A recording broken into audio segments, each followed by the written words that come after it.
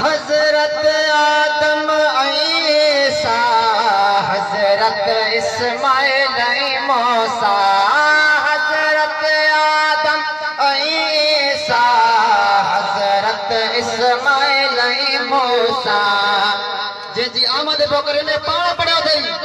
पाण पढ़ियो वा मिठे मुस्तफ़ा पाण पढ़ियो वा मिठे मुस्तफ़ा ला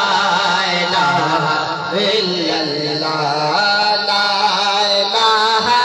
इल्लल्लाह ला इलाहा इल्लल्लाह ला इलाहा इल्लल्लाह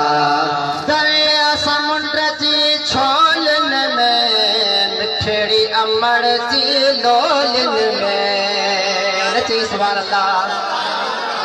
दरिया समुंड जी छोलन में मिठड़ी अमड़ जी लोलन में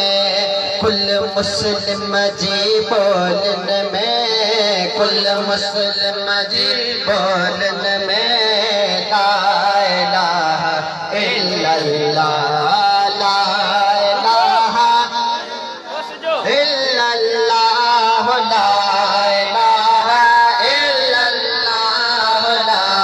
इलाहा इल्लल्लाह दुख सुखया के फिक्रन में प्यारा पढ़ को जिक्रन में सुभान अल्लाह अलग से बोर कर दुख सुखया के फिक्रन में प्यारा पढ़ तो जिक्रन में जबल पहाड़न पत्थरन में जबल पहाड़न में ला इलाहा इल्लल्लाह ला इलाहा इल्लल्लाह ला इलाहा इल्लल्लाह ला इलाहा इल्लल्लाह वक्त आखिर जॾहिं अचे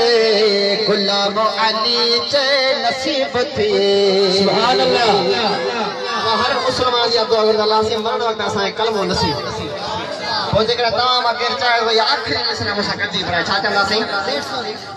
वक्त आखिर जॾहिं अचे गुलाम अली चे नसीब थिए कलमो लबन ते जारी हुजे